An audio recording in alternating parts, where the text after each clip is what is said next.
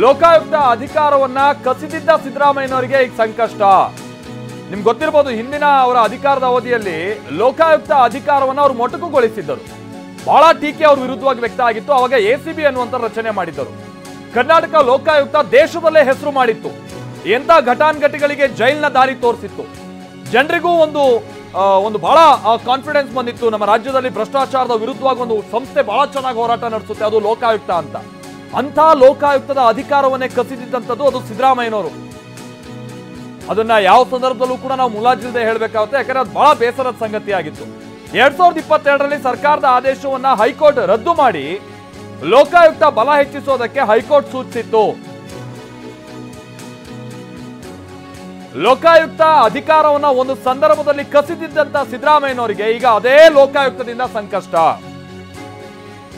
ಇದಕ್ಕೆ ಸಂಬಂಧಪಟ್ಟ ಹಾಗೆ ನಮ್ಮ ಜೊತೆಗೆ ನಮ್ಮ ಹಿರಿಯ ಇಬ್ಬರು ಪ್ರತಿನಿಧಿಗಳು ಜಾಯಿನ್ ಆಗ್ತಾ ಇದ್ದಾರೆ. ಒಂದ್ ಕಡೆ ಕಿರಣ್ ಜಾಯಿನ್ ಆಗ್ತಾ ಇದ್ದಾರೆ. ಈ ಲೋಕಾಯುಕ್ತ ತನಿಖೆ ಹೇಗೆ ಮತ್ತೊಂದು ಮುಂದುವರ್ಸ್ಕೊಂಡು ಹೋಗುತ್ತೆ, ಲೋಕಾಯುಕ್ತಕ್ಕಿರುವಂತಹ ಪವರ್ಸ್ ಏನು ಸಿದ್ದರಾಮಯ್ಯನವರ ವಿರುದ್ಧ ಅಂತ ತನಿಖೆ ನಡೆಸುವಂತಹ ಸಂದರ್ಭದಲ್ಲಿ ಅದರ ವಿಚಾರವಾಗಿ, ಹಾಗೆ ಕೋರ್ಟ್ಗೆ ಸಂಬಂಧಪಟ್ಟ ಹಾಗೆ ನಮ್ಮ ಹಿರಿಯ ಪ್ರತಿನಿಧಿಯಾಗಿರುವಂತಹ ರಮೇಶ್ ಕೂಡ ಜಾಯಿನ್ ಆಗ್ತಾ ಇದ್ದಾರೆ. ಮೊದಲಿಗೆ ರಮೇಶ್, ಇವತ್ತು ಕೋರ್ಟ್ ಕೊಟ್ಟಿರುವಂತಹ ತೀರ್ಪು ಬಹಳಷ್ಟು ಸಂಗತಿಗಳು, ತಪ್ಪುಗಳು ಏನೇನಿದೆ ಅನ್ನುವಂತ ಮೇಲ್ನೋಟಕ್ಕೆ ಬಹುಶಃ ತನಿಖೆ ಆಗೋದಕ್ಕಿಂತ ಮುನ್ನ ತನಿಖೆಗೆ ವಹಿಸುವಂತಹ ಸಂದರ್ಭದಲ್ಲಿ ಕೋರ್ಟೇ ಉಲ್ಲೇಖ ಮಾಡಿದಂಥದ್ದು ಇವತ್ತು ಬಹಳ ವಿಶೇಷವಾಗಿ ನಾವು ಗಮನಿಸಿದ್ವಿ. ಅದ್ರ ಬಗ್ಗೆ ಮತ್ತೊಂದಷ್ಟು ವಿಶ್ಲೇಷಣೆಯನ್ನ ನಮಗೆ ನೀಡೋದಾದ್ರೆ, ಒಟ್ಟು ಇವತ್ತು ಕೋರ್ಟ್ನ ತೀರ್ಪಿನ ಸಂದರ್ಭದಲ್ಲಿ ಅದರಲ್ಲಿ ಅಡಕಾಗಿದ್ದಂತಹ ಅಂಶಗಳ ವಿಚಾರವಾಗಿ ರಮೇಶ್.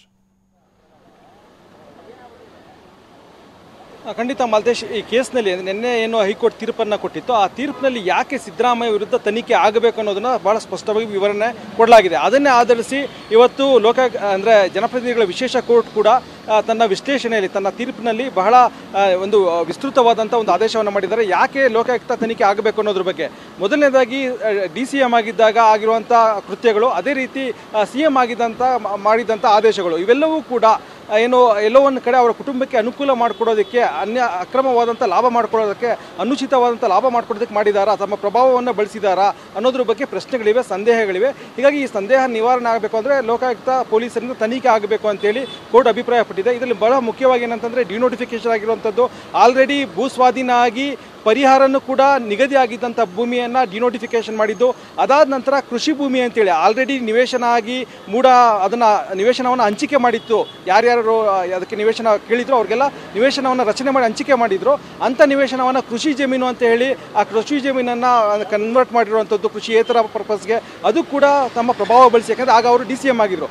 ಅದಾದ ನಂತರ ಇವರು CM ಆಗಿದ್ದಾಗ ಇದನ್ನು ಅಂದರೆ ಅವರ ಪತ್ನಿ ಮುಖಾಂತರ ಅರ್ಜಿಯನ್ನು ಸಲ್ಲಿಸಿ ಇದನ್ನು 50-50 ರೇಷಿಯೋದಲ್ಲಿ ಹಂಚಿಕೆ ಆಗಿರುವಂಥದ್ದು. ಅದಾದ ನಂತರ ಮೂಡ ಸಭೆಯಲ್ಲಿ ಇವರ ಪುತ್ರನೇ ಭಾಗಿಯಾಗಿರುವಂಥದ್ದು. ಜೊತೆಗೆ 50-50 ನಿವೇಶನ ಹಂಚಿಕೆ ಆಗಿದ್ದು ಮಾತ್ರ ಅಲ್ಲ, ಕೆಸರೆ ಗ್ರಾಮ ಅಂದರೆ ಬಹಳ ದೂರದಲ್ಲಿರುವಂಥ 40 ಕಿಲೋಮೀಟರ್ ದೂರದಲ್ಲಿದ್ದಂಥ ಕೆಸರೆ ಗ್ರಾಮದ ಜಮೀನಿಗೆ ಪ್ರತಿಯಾಗಿ ಏನು ಮೈಸೂರಿನ ಹೃದಯ ಭಾಗದಲ್ಲಿದ್ದಂತಹ ವೈದ್ಯನಗರ 3ನೇ ಸ್ಟೇಜ್ ಬಹಳ ಬೆಲೆ ಬಾಳುವಂಥ ಜಾಗದಲ್ಲಿ ಇವರು ಬದಲಿ ನಿವೇಶನವನ್ನು ಪಡ್ಕೊಂಡಿದ್ದು. ಅಂದರೆ 50-50 ರೇಷಿಯೋದಲ್ಲಿ ಬದಲಿ ನಿವೇಶನ ಪಡ್ಕೊಂಡು 56 ಕೋಟಿಯ ಒಂದು ಅನುಚಿತ ಲಾಭ ಇದು ಅಂತೇಳಿ ಹೈಕೋರ್ಟ್ ಅಭಿಪ್ರಾಯಪಟ್ಟಿತ್ತು. ಇವತ್ತು ಅದನ್ನೇ ಏನು ಜನಪ್ರತಿನಿಧಿಗಳ ವಿಶೇಷ ಕೋರ್ಟ್ ಮೆನ್ಷನ್ ಮಾಡಿ ಈ ಒಂದು ಆದೇಶವನ್ನು ಕೊಟ್ಟಿದೆ. ಜೊತೆಗೆ ಈಗ ಈ ಆದೇಶ ಲೋಕಾಯುಕ್ತ ಪೊಲೀಸರಿಗೆ ನಿರ್ದೇಶನ ಕೊಟ್ಟಿರೋದ್ರಿಂದ ಈಗ ಲೋಕಾಯುಕ್ತ ಪೊಲೀಸರು ಇದರ ತನಿಖೆಯನ್ನು ಮಾಡಿ 3 ತಿಂಗಳ ಒಳಗೆ ಅವರು ರಿಪೋರ್ಟನ್ನು ಸಲ್ಲಿಸಬೇಕಾಗುತ್ತೆ.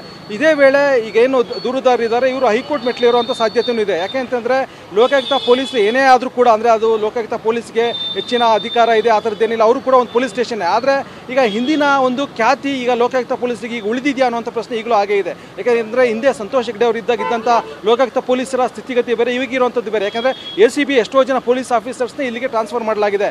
ಮತ್ತು ಇದಕ್ಕೆ ಸಪ್ರೇಟ್ ಪೊಲೀಸ್ ವಿಂಗ್ ಅಂತೇನಿಲ್ಲ. ಲೋಕಾಯುಕ್ತ ಪೊಲೀಸ್ನಲ್ಲಿ ಎಲ್ಲ ಬೇರೆ ಬೇರೆ ಅಧಿಕಾರಿಗಳನ್ನು ಕೂಡ ಅಲ್ಲಿ ಹಾಕ್ತಾರೆ. ಲೋಕಾಯುಕ್ತ ಪೊಲೀಸರು ಕೆಲವರು ಇದ್ರೂ ಕೂಡ ಬೇರೆ ಒಂದು ಪೊಲೀಸ್ನ ಕೂಡ ಅಲ್ಲಿಗೆ ಟ್ರಾನ್ಸ್ಫರ್ ಆಗೋದ್ರಿಂದ ಇಲ್ಲಿ ಸಮರ್ಪಕವಾದಂಥ ಇನ್ವೆಸ್ಟಿಗೇಷನ್ ಆಗುತ್ತೆ ಅನ್ನುವಂಥ ನಂಬಿಕೆ ಇಲ್ಲ. ಹೀಗಾಗಿ ನಾವು ಹೈಕೋರ್ಟ್ ಮೊರೆ ಹೋಗ್ತೀವಿ, ಸ್ವತಂತ್ರ ಇನ್ವೆಸ್ಟಿಗೇಷನ್ ಆಗಬೇಕು ಅಂತೇಳಿ ಹೈಕೋರ್ಟ್ ಮೊರೆ ಹೋಗ್ತೀವಿ ಅಂತ ಹೇಳಿ ಈಗಾಗಲೇ ದೂರುದಾರರು ಹೇಳಿದ್ದಾರೆ. ಈ ಹಿಂದೆ ಹೈಕೋರ್ಟ್ನಲ್ಲೂ ಕೂಡ ದೂರುದಾರರ ಪರ ವಕೀಲರು ಇದೇ ವಾದ ಮಂಡನೆ ಮಾಡಿದರು. ರಾಜ್ಯ ಸರ್ಕಾರದ ಕೆಳಗಡೆ ಇರುವಂಥ ಯಾವುದೇ ತನಿಖಾ ಸಂಸ್ಥೆಯಿಂದ ಸರಿಯಾದ ತನಿಖೆ ಮಾಡೋದಕ್ಕೆ ಸಾಧ್ಯ ಇಲ್ಲ. ಹೀಗಾಗಿ ಇದೊಂದು ಸ್ವತಂತ್ರ ತನಿಖೆ ಆಗಬೇಕು ಅಂತೇಳಿ ಅವರು ವಾದ ಮಂಡಿಸಿದರು. ಹೀಗಾಗಿ ಈ ಕಾನೂನು ಹೋರಾಟ ಇವತ್ತು ಇಲ್ಲಿಗೆ ನಿಲ್ಲೋದಿಲ್ಲ. ಈಗ ನಾಳೆ CM ವಿರುದ್ಧ FIR ಆಗಿ ತನಿಖೆ ಆರಂಭ ಆದರೂ ಕೂಡ ಅವ್ರನ್ನ ಅಂದರೆ ಲೋಕಾಯುಕ್ತ ಪೊಲೀಸ್ನೇ ತನಿಖೆ ನಡೆಸಿದ್ರೆ ಹೋದ್ರೆ ಅವ್ರು ಎಷ್ಟು ಮಟ್ಟಿಗೆ ತನಿಖೆಯನ್ನು ಮಾಡ್ತಾರೆ ಅನ್ನುವಂಥ ಪ್ರಶ್ನೆ ಈಗಲೂ ಕೂಡ ಇದೆ. ಹೀಗಾಗಿ ಇದು ಸ್ವತಂತ್ರ ತನಿಖಾ ಸಂಸ್ಥೆಗೆ ಏನಾದರೂ ಹೋದ್ರೆ ಅವಾಗ ಇನ್ನೂ ಹೆಚ್ಚಿನ ಸಂಕಷ್ಟಕ್ಕೆ ಸಿದ್ದರಾಮಯ್ಯ ಒಳಗಾಗಬೇಕಾಗುತ್ತೆ. ಹೀಗಾಗಿ ಇದು ಒಂದು ರೀತಿ ಕಾನೂನಿನ ಹೋರಾಟದ ಆರಂಭಿಕ ಅಂತ ಅಷ್ಟೇ. ಈಗ ಸಿದ್ದರಾಮಯ್ಯ ಕೂಡ ಈ ಆದೇಶವನ್ನು ಚಾಲೆಂಜ್ ಮಾಡಿ ಅವರು ಹೈಕೋರ್ಟ್ನಲ್ಲಿ ಸಪ್ರೇಟ್ ಒಂದು ಅರ್ಜಿಯನ್ನು ಸಲ್ಲಿಸಬಹುದು. ಅದು ಕೂಡ ಹೈಕೋರ್ಟ್ ಏಕಸದಸ್ಯ ಪೀಠದ ಮುಂದಿನ ವಿಚಾರಣೆಗೆ ಬರುತ್ತೆ.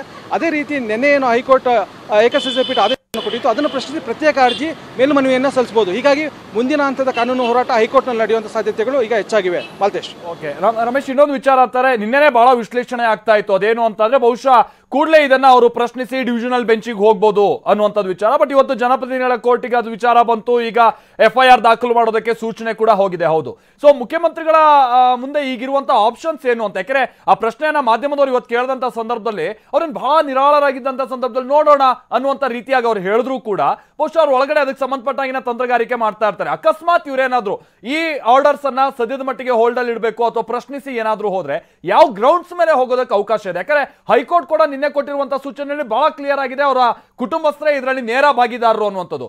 ಇವತ್ತು ಜನಪ್ರತಿನಿಧಿಗಳ ವಿಶೇಷ ಕೋರ್ಟ್ ಕೂಡ ಬಹಳ ಕ್ಲಿಯರ್ ಆಗಿ ಹೇಳಿದೆ, ಇದ್ರ ಮೇಲ್ನೋಟಕ್ಕೆ ಇದರಲ್ಲಿ ತಪ್ಪಾಗಿರುವಂತದ್ದು ಸ್ಪಷ್ಟ ಅಂತ. ಇದನ್ನ ಮೀರಿ ಅವ್ರು ಯಾವ ಗ್ರೌಂಡ್ಸ್ ಅಲ್ಲಿ ಈ ಆದೇಶದ ವಿರುದ್ಧವಾಗಿ ಹೋಗೋದಕ್ಕೆ ಅವಕಾಶ ಇರಬಹುದು ಅಂತೇಳಿ ರಮೇಶ್? ಮಾಲ್ತೇಶ್, ಬಹಳ ಮುಖ್ಯವಾಗಿ ಈಗ ಲೋಕಾಯುಕ್ತ ಪೊಲೀಸರ ಒಂದು ತನಿಖೆಯಿಂದ ಅಷ್ಟೇನೂ ಅವ್ರು ಘಾಸಿ ಆಗೋ ಥರ ಕಾಣಿಸ್ತಾ ಇಲ್ಲ. ಯಾಕೆಂದರೆ ಇವೊಂದು ಗಮನಿಸಿರ್ಬೋದು, DK ಶಿವಕುಮಾರ್ ವಿರುದ್ಧ ಏನು ಆದಾಯ ಮೀರಿ ಆಸ್ತಿ ಗಳಿಕೆ ಪ್ರಕರಣ CBIಗೆ ಹೋದಂಥ ಸಂದರ್ಭದಲ್ಲಿ ಇದೇ ರಾಜ್ಯ ಸರ್ಕಾರ ಅದನ್ನು ವಾಪಸ್ ತಗೊಂಡು ಅದನ್ನು ಲೋಕಾಯುಕ್ತ ಪೊಲೀಸಿಗೆ ವಹಿಸಿದೆ. ಅಂದರೆ ಲೋಕಾಯುಕ್ತ ಪೊಲೀಸ್ ಇನ್ವೆಸ್ಟಿಗೇಷನ್ಗೆ ಈಗಾಗಲೇ DK ಶಿವಕುಮಾರ್ ಒಳಗಾಗಿದ್ದಾರೆ. ಸರ್ಕಾರನೇ ಅಂದರೆ ಅದಕ್ಕೆ ಓಕೆ, ಲೋಕಾಯುಕ್ತ ಪೊಲೀಸ್ ಇನ್ವೆಸ್ಟಿಗೇಷನ್ ಮಾಡಿದ್ರೆ ಓಕೆ ಅನ್ನೋ ಭಾವನೆಯಲ್ಲಿ ಈಗಾಗಲೇ DK ಶಿವಕುಮಾರ್ ಇದ್ದಾರೆ. ಅದೇ ರೀತಿ ಈಗ CM ಕೂಡ ಇದ್ದಾರೆ ಅಂತೇಳಿ ಮೇಲ್ನೋಟಕ್ಕೆ ಕಂಡುಬರ್ತಾ ಇದೆ. ಅದರ ಅರ್ಥ ಲೋಕಾಯುಕ್ತ ಪೊಲೀಸಿಂದ ಅಂಥ ಕಿರುಕುಳ ಆಗಲಿ ತೊಂದರೆ ಆಗಲಿ ತಮ್ಗೆ ಆಗೋದಿಲ್ಲ ಅನ್ನುವಂಥ ನಂಬಿಕೆ ಈಗ CM ಕೂಡ ಇದೆ.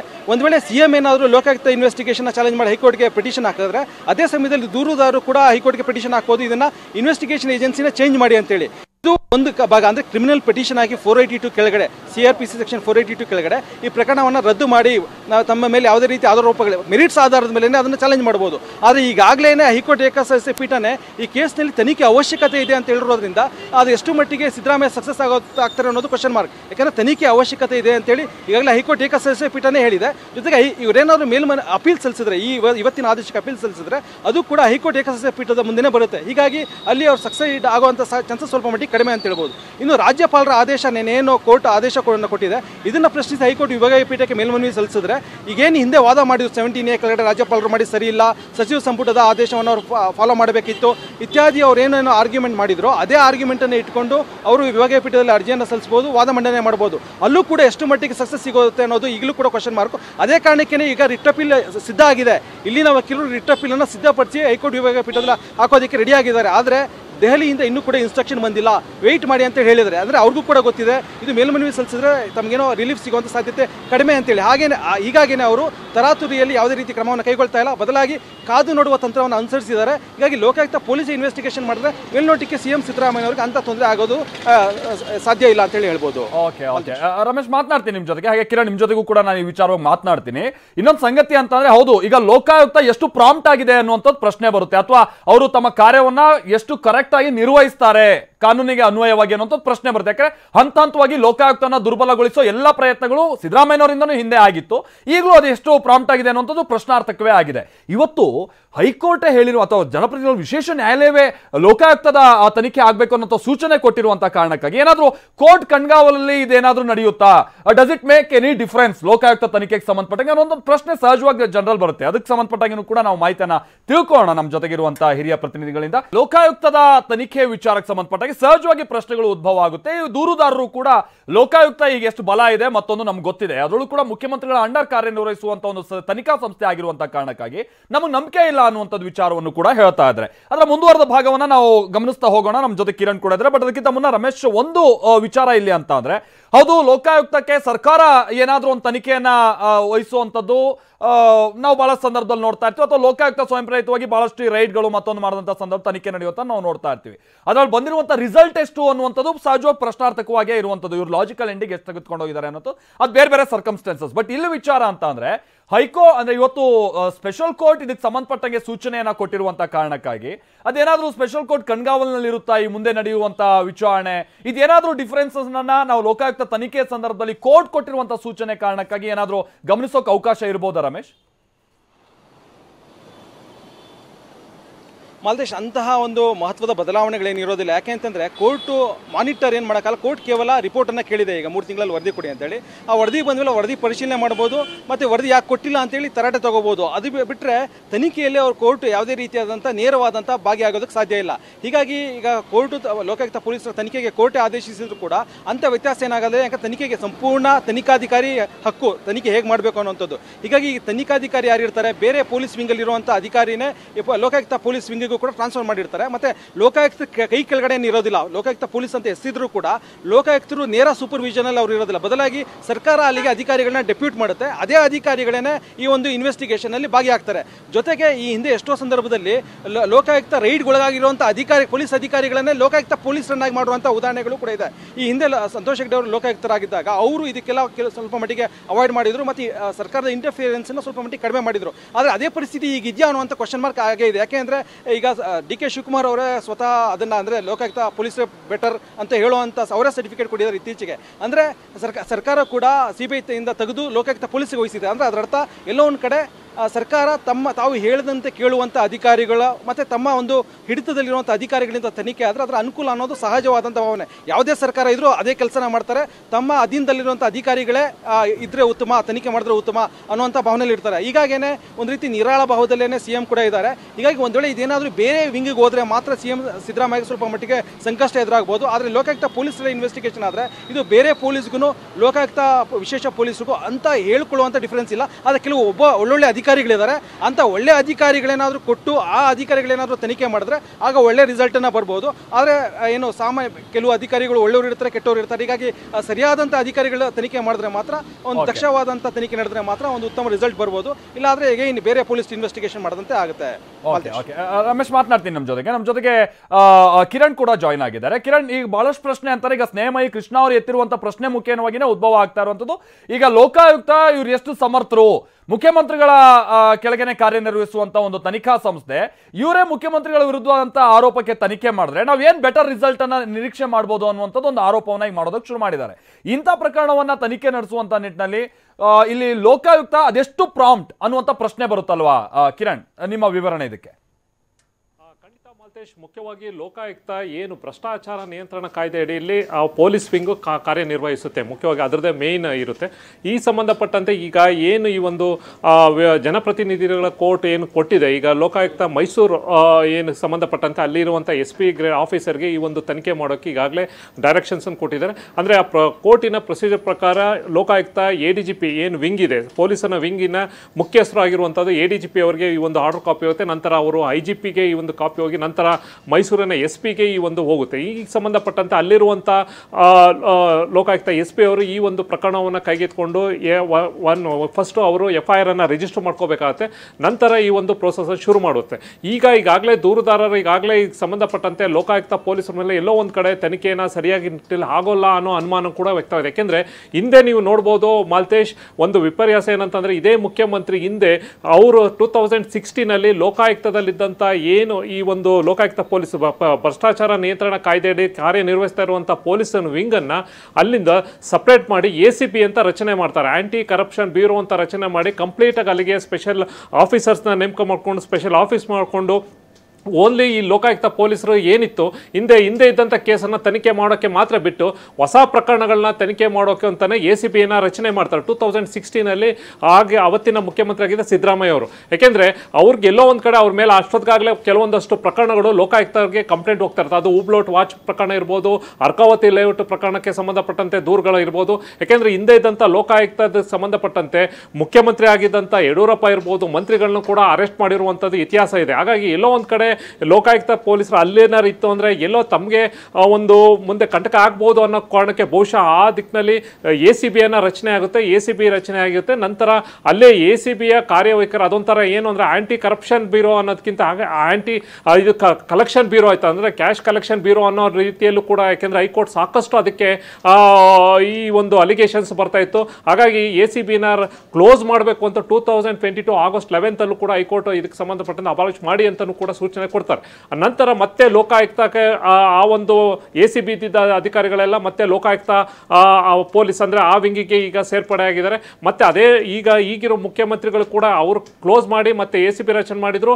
ಕಳೆದ ಸರ್ಕಾರ ಇದ್ದಾಗ ಹೈಕೋರ್ಟ್ ಡೈರೆಕ್ಷನ್ಸ್ ಮೇಲೆ ಸಂಬಂಧಪಟ್ಟಂತೆ ಲೋಕಾಯುಕ್ತಗೆ ಮತ್ತೆ ಪವರ್ ಹೋಗಿತ್ತು. ಈಗ ಇದೇ ಒಂದು ಲೋಕಾಯುಕ್ತ ಪೊಲೀಸರು ಮತ್ತೆ ಅಲ್ಲೇ ಒಂದು CM ವಿರುದ್ಧ ಈಗ ತನಿಖೆ ಮಾಡೋಕೆ ಈಗಾಗಲೇ ಅಲ್ಲಿಗೆ ಸೂಚನೆ ಕೋರ್ಟ್ ಕೂಡ ಸೂಚನೆ ಕೊಟ್ಟಿದ್ದಾರೆ. ಎಷ್ಟು ಮಟ್ಟಿಗೆ ರಿಸಲ್ಟ್ ಬರುತ್ತೆ ಅನ್ನೋದನ್ನು ಕೂಡ ನೋಡ್ಬೇಕಾಗಿದೆ ಮಾಲ್ತೇಶ್. ಓಕೆ ಕಿರಣ್, ಇನ್ನೊಂದು ವಿಚಾರ ಅಂತಾದ್ರೆ ಇತ್ತೀಚಿನ ದಿನಗಳಲ್ಲಿ ಲೋಕಾಯುಕ್ತ ನಡೆಸ್ತಾ ಇರುವಂತಹ ತನಿಖೆ ಇವರೆಷ್ಟು ಲಾಜಿಕಲ್ ಎಂಡಿಗೆ ತೆಗೆದುಕೊಂಡು ಹೋಗ್ತಾರೆ, ಮತ್ತೊಂದು ಈ ತರದ ಸಹಜವಾಗಿ ಪ್ರಶ್ನಾರ್ಥಕವಾಗಿದೆ. 2016 ಮುಂಚೆ ಅಂತ ಅಂದ್ರೆ ಲೋಕಾಯುಕ್ತ ರದ್ದಾಗುವಂತ ಅಥವಾ ಲೋಕಾಯುಕ್ತ ವಿಶೇಷ ಅಧಿಕಾರವನ್ನ ಕಸಿದುಕೊಂಡಂತ ಇದೇ ಸಿದ್ದರಾಮಯ್ಯನವರ ಆ ನಿರ್ಧಾರದ ಹಿಂದೆ ಇದ್ದಂತ ಲೋಕಾಯುಕ್ತಕ್ಕೂ ಈಗಿರುವಂತ ಲೋಕಾಯುಕ್ತಕ್ಕೂ ಸಾಮ್ಯತೆ ಇದೆಯಾ ಅಂತ ಅಂದ್ರೆ ಅದೇ ರೀತಿಯಾದಂತಹ ಪ್ರಾಂಪ್ಟ್ ಅಲ್ಲಿ ಕಾರ್ಯನಿರ್ವಹಿಸ್ಬಿಡ್ತಾರೆ ಈ ಪ್ರಕರಣಕ್ಕೆ ಸಂಬಂಧಪಟ್ಟಾಗೆ ಅನ್ನುವಂತ ನಿರೀಕ್ಷೆಯನ್ನ ಜನಸಾಮಾನ್ಯರು ಇಟ್ಕೊಳ್ಳೋಕೆ ಅವಕಾಶ ಇದೆಯಾ ಕಿರಣ್? ಜನಸಾಮಾನ್ಯರ ವಿಚಾರದಲ್ಲಿ ಲೋಕಾಯುಕ್ತರು ಅಂತಂದರೆ ನೀವು ಹಿಂದೆ ಇರ್ಬೋದು, ನ್ಯಾಯಮೂರ್ತಿಯಾದ ವೆಂಕಟಾಚಲ ಇರ್ಬೋದು, ನ್ಯಾಯಮೂರ್ತಿಯಾದಂಥ ಸಂತೋಷ್ ಹೆಗ್ಡೆ ಟೈಮಲ್ಲಿ ಆದಂಥ ಕೆಲವೊಂದಷ್ಟು ಸಾಕಷ್ಟು ಬದಲಾವಣೆ, ಎಲ್ಲೋ ಒಂದು ಕಡೆ ದೂರದವ್ರ ಕಂಪ್ಲೇಂಟ್ ಅಂದರೆ ಜನರಲ್ಲಿ ಒಂದು ವಿಶ್ವಾಸ ಇತ್ತು. ನಾವೊಂದು ಏನೇ ಒಂದು ಕಷ್ಟ ಆಯಿತು ಅಂದರೆ ಲೋಕಾಯುಕ್ತರಿಗೆ ಹೋದರೆ ಒಂದು ಪರಿಹಾರ ಆಗುತ್ತೆ. ಈ ಮುಖ್ಯವಾಗಿ ಭ್ರಷ್ಟಾಚಾರ ವಿಚಾರಕ್ಕೆ ಸಂಬಂಧಪಟ್ಟಂತೆ ಅಧಿಕಾರಿಗಳು ಭ್ರಷ್ಟಾಚಾರ ಅದಕ್ಕೆ ಏನೊಂದು ಲಂಚವನ್ನು ಕೇಳ್ತಾರೆ, ದೂರು ಕೊಟ್ಟರೆ ಅದಕ್ಕೆ ರೈಡ್ ಆಗುವಂಥದ್ದು, ಅದಕ್ಕೆ ಸಂಬಂಧಪಟ್ಟಂತೆ ಕೇಸನ್ನು ರಿಜಿಸ್ಟರ್ ಆಗ್ಬೋದು, ಟ್ರ್ಯಾಪ್ ಕೂಡ ರೆಡ್ ಹ್ಯಾಂಡ್ ಆಗಿ ಆ ಶಾಸಕರನ್ನು ಕೂಡ ಟ್ರ್ಯಾಪ್ ಮಾಡಿರುವಂಥ ಇತಿಹಾಸಗಳು ಕೂಡ ಸಾಕಷ್ಟು ಇದಾವೆ. ಜೊತೆಗೆ ಅಲ್ಲಿ ಮುಖ್ಯಮಂತ್ರಿಗಳಾಗಿದ್ದವ್ರನ್ನು ಕೂಡ ಮಂತ್ರಿಗಳನ್ನಾಗಿದ್ದವ್ರನ್ನು ಕೂಡ ಅರೆಸ್ಟ್ ಮಾಡಿ ಜೈಲ್ಗಟ್ಟಿರುವಂಥದ್ದು ಕೂಡ ಸಾಕಷ್ಟು ಅಲ್ಲಿಗೆ ಸಂಬಂಧಪಟ್ಟಂತೆ ಪ್ರಕರಣಗಳನ್ನ ರಿಜಿಸ್ಟರ್ ಮಾಡಿ ಅವ್ರನ್ನ ಎನ್ಕ್ವೈರಿ ಮಾಡಿರುವಂಥದ್ದು ಕೂಡ ಕಂಡು ನೋಡಿದ್ವಿ. ಅದ ನಂತರ ಯಾವಾಗ ಇದು ACB ಅಂತ ಸಪ್ರೇಟ್ ಆಗಾಯಿತು, ಎಲ್ಲೋ ಒಂದು ಕಡೆ ಲೋಕಾಯುಕ್ತಕ್ಕೆ ಅಂತ ಮಹತ್ವ ಇರಲಿಲ್ಲ. ಯಾಕೆಂತಂದ್ರೆ ಆವಾಗ ಇದ್ದಿದ್ದೇ ಮುಖ್ಯವಾಗಿ ಭ್ರಷ್ಟಾಚಾರ ನಿಯಂತ್ರಣ ಕಾಯ್ದೆ ಅಂದರೆ PC ಆಕ್ಟ್ ಅಂತ ಏನು ಹೇಳ್ತೀವಿ ಅದೇ ಇಂಪಾರ್ಟೆಂಟ್. ಆ ಒಂದು ಕಾಯ್ದೆ ಇಲ್ಲದೇ ಇದ್ದಾಗ ಖಂಡಿತವಾಗ್ಲೂ ಎಲ್ಲೋ ಒಂದು ಕಡೆ ಹ್ಯಾಂಡಿಕ್ಯಾಪ್ ಆಗೋಯ್ತು ಲೋಕಾಯುಕ್ತ. ಅಲ್ಲಿ ಇದ್ದಂಥ ಲೋಕಾಯುಕ್ತ ನ್ಯಾಯಾಧೀಶರು ಅವರು ಕೆಲವೊಂದಷ್ಟು ಏನು ಕಂಪ್ಲೇಂಟ್ಸ್ ಬರುತ್ತೆ ಹೋಗಿ ರೈಡ್ ಮಾಡ್ತಾ ಇದ್ರು, ಅದ್ರ ಎಷ್ಟು ಮಟ್ಟಿಗೆ ರಿಪೋರ್ಟನ್ನು ಸರ್ಕಾರಕ್ಕೆ ಕೊಡ್ತಾ ಇದ್ರು, ಆ ಸರ್ಕಾರ ಎಷ್ಟು ಮಟ್ಟಿಗೆ ಅದನ್ನು ಗಂಭೀರವಾಗಿ ತಗೋತಾ ಇತ್ತು ಅನ್ನೋದು ಕೂಡ ಒಂದು ಕಡೆ ಇದ್ರೆ, ಇನ್ನೊಂದು ಕಡೆ ಹಿಂದೆ ಕೂಡ ರೈಡ್ ಮಾಡಿ ಟ್ರ್ಯಾಪ್ ಮಾಡಿ ಇಂಥ ಅಧಿಕಾರಿಗಳ ಪ್ರಾಸಿಕ್ಯೂಷನ್ ಬೇಕು ಅಂತ ಕೂಡ ಸರ್ಕಾರಕ್ಕೆ ಕೊಟ್ಟರು ಕೂಡ ಸರ್ಕಾರದಿಂದ ಯಾವುದೇ ರೀತಿಯ ಸ್ಪಂದನೆ ಸಿಗ್ತಾ ಇರಲಿಲ್ಲ. ಇತ್ತೀಚೆಗೆ ಗವರ್ನರ್ ಕೂಡ ಲೋಕಾಯುಕ್ತವ್ರನ್ನು ಕೂಡ ಕೇಳಿದ್ದಾರೆ, ನಿಮ್ಮಲ್ಲಿ ಪ್ರಾಸಿಕ್ಯೂಷನ್ಗೆ ಕೇಳಿರುವಂಥ ಅಧಿಕಾರಿಗಳ ಸಂಖ್ಯೆ ಎಷ್ಟು ಅಂತಲೂ ಕೂಡ ಅವರು ಕೇಳಿದ್ದಾರೆ.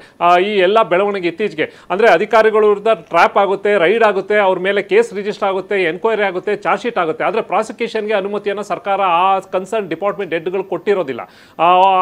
ಅದಕ್ಕೆ ಸಂಬಂಧಪಟ್ಟಂತೆ ರಾಜ್ಯಪಾಲರು ಕೂಡ ಇತ್ತೀಚೆಗೆ ಲೋಕಾಯುಕ್ತರಿಗೆ ಪತ್ರ ಬರೆದು ನೀವು ಅದಕ್ಕೆ ಎಷ್ಟು ಜನದ ಪ್ರಾಸಿಕ್ಯೂಷನ್ ಪೆಂಡಿಂಗ್ ಇದೆ ಅನ್ನೋದನ್ನು ಕೂಡ ಕೇಳಿದ್ರು. ಹಾಗಾಗಿ ಈಗ ಮತ್ತೆ ACB ಕ್ಲೋಸ್ ಮಾಡಿ ಲೋಕಾಯುಕ್ತರಿಗೆ ಹೋಗಿರೋದ್ರಿಂದ ಬಹುಶಃ ಇನ್ನ ಏನು ಬೇಕೆಂತಂದ್ರೆ ಕೋರ್ಟ್ ಡೈರೆಕ್ಷನ್ಸ್ ಆಗಿರೋದ್ರಿಂದ ಯಾವ ರೀತಿ ತನಿಖೆ ಆಗುತ್ತೆ ಅನ್ನೋದು ನೋಡಬೇಕಾಗಿದೆ Maltesh. Okay thank you Kiran.